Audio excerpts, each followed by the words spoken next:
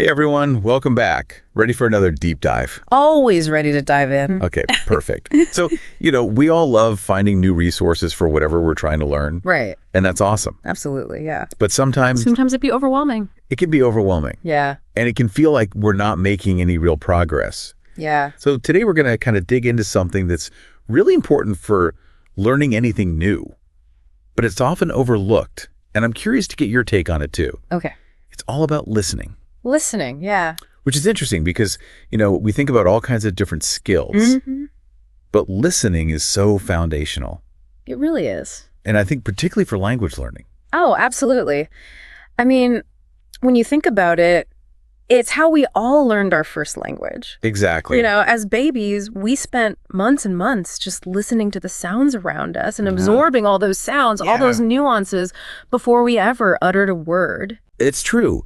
And it's funny because I feel like when we think about language learning, we often jump to speaking or grammar. Yeah. But you're right, listening is that base. It really is the foundation because it helps you with everything. It helps you with your pronunciation, your sentence structure, your vocabulary, even your fluency in speaking and writing because you're absorbing the patterns. Totally. It's like we're tuning our ears to the music of the language before we even try to play an instrument. Exactly. It's like absorbing the rhythm and the intonation, the way that words flow together, the subtle nuances that really make a language come alive. Okay, so I have a question then. Because I think one of the things that can feel really intimidating with language learning, especially if you're like, maybe you've been studying for a little while, but you go to actually, watch a movie. Yeah. Or even like listen to, native speakers having a conversation. And it can feel really overwhelming. It feels like they're speaking so fast. Yeah. Maybe they have an accent that's unfamiliar and you're just like, I am lost. And I think that's a really common experience. It can feel like you're trying to drink from a fire hose sometimes, right? Yes. But there are things that we can do to kind of like make that a little easier on ourselves. Okay, good.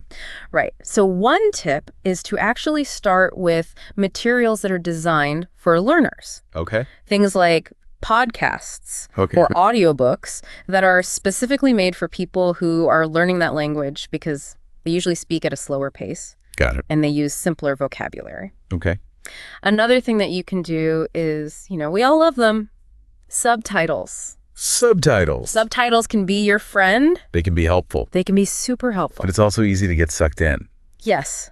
You can get too reliant on them. Right, exactly. The key is to kind of wean yourself off them gradually. Okay, yeah. So you could start by watching with subtitles in your native language, then switch to subtitles in the language that you're learning, and then eventually try watching without any subtitles at all. I like that, like a step-by-step process. It's like training wheels for your ears. That's a good way to put it. And then I know something that is mentioned in some of the things that we've been kind of digging into for this deep dive is this idea of shadowing. Shadowing, And the concept of, it's pretty simple. It's basically you're listening to someone speak and you try to repeat exactly what they're saying. Yeah, you're like their echo. Yeah, like you become their echo. Yeah. Which is cool, but I'm like, I don't know. It sounds deceptively simple. It sounds hard. It can be. Like, where do you even start with that? Yeah, there are definitely some common pitfalls that people fall into when they're first starting out. Okay, good. One of the big ones is focusing too much on speed. Oh, okay. Right? It's not a race. Right. The goal is to really accurately mimic the speaker's pronunciation and intonation. So even if that means going slower, that's totally fine. Okay, so it's not about speed. No. It's about accuracy. Exactly. Right. The other thing is that people sometimes fall into this trap of just kind of like passively repeating, but they're not really paying attention to the sounds they're producing.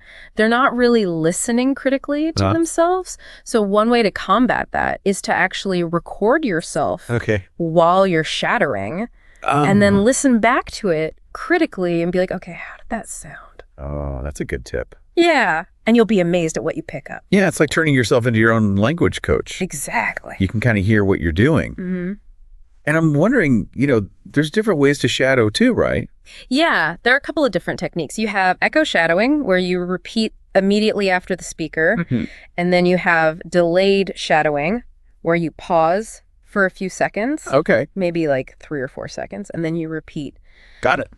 each one kind of has its own benefits, right? Yeah. Echo shadowing can be really helpful for pronunciation and rhythm, while delayed shadowing forces you to hold that information in your memory for a bit longer. Okay. Which is really good for building your comprehension skills. So you're kind of training different parts of your brain. Exactly. With those two different ways of shadowing. You got it. That's cool. Yeah. And, I think what's fascinating is that it seems like all of this stuff, even though we're focusing on language learning, these are really skills that apply to, all different parts of our lives. Oh, absolutely. Like being a good listener is just, it's a superpower. It is. It's so valuable. Right. I mean, how many times do you think that miscommunications all the time, or, like arguments or whatever, frustration in our lives comes from simply not listening to each other? So much of it, yeah. It boils down to not truly listening and understanding where the other person is coming from. Yeah. It's almost like, in any conversation, it's so easy to get caught up in like what you're going to say next. Yeah, exactly. And you're not actually absorbing what the other person is saying. Yeah. We get so focused on formulating our response that we miss out on actually hearing what the other person is saying and understanding their perspective. It's like there's that quote that I always think about. It's like, most people do not listen with the intent to understand. Right. They listen with the intent to reply. That's so true. And how do we combat that then? How do we move away from that? Yeah. I mean, it's definitely something we all struggle with. I think it's really about being present in the conversation. Okay. And consciously choosing to listen with the intention to understand. Okay. Not to just reply. Yeah. So there are a few things we can do. Okay. One powerful technique is to paraphrase what you've heard. Okay. Back to the speaker. Like, okay, so what I'm hearing you say is this. And then just kind of summarize what you understood. Got it. And that not only shows that you're engaged and you're actually listening. Right. But it also helps to make sure that you've actually understood them correctly. Yeah. It prevents those miscommunications from happening in the first place. Right. So, yeah, paraphrasing. Another key thing is to just be present in the moment. So put your phone away, close your laptop, turn off the TV, and really focus on the person who's speaking. Okay. I'm thinking about, I think this is great advice. Like we can all apply this to our lives. Absolutely. But I also feel like it can be kind of scary. It can be intimidating to actually practice listening in real life because it's like, what if I don't understand? Right. What if I get it wrong? Exactly. What if I ask a stupid question, Yeah.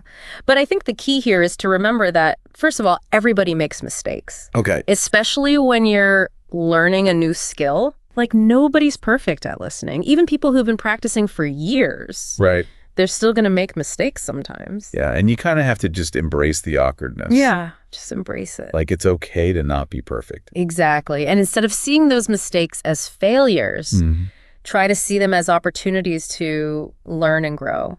I love that reframe. Yeah. It's a good reminder. Yeah. So to kind of wrap up this deep dive into the magic of listening. Yeah. I love how, we've talked about listening as the foundation of language learning. It really is. And how a technique like shadowing can help you level up your skills.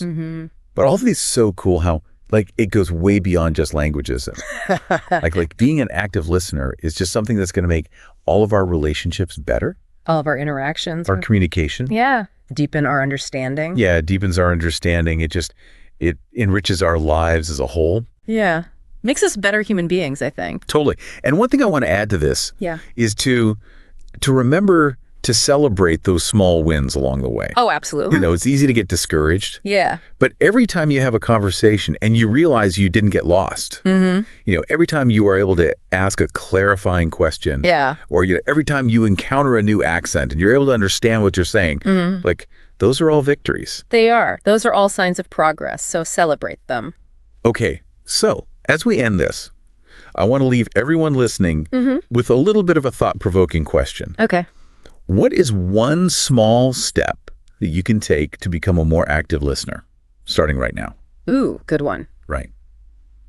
And it could be something as simple as, okay, I'm going to put my phone away during conversations, or I'm going to, really focus on the next podcast that I listen to. Yeah. Whatever it is for you, I think that making that choice and taking those small steps, it's amazing what that can do. It can have a ripple effect. Exactly. On all areas of your life. So until next time, happy listening, everyone. Happy listening.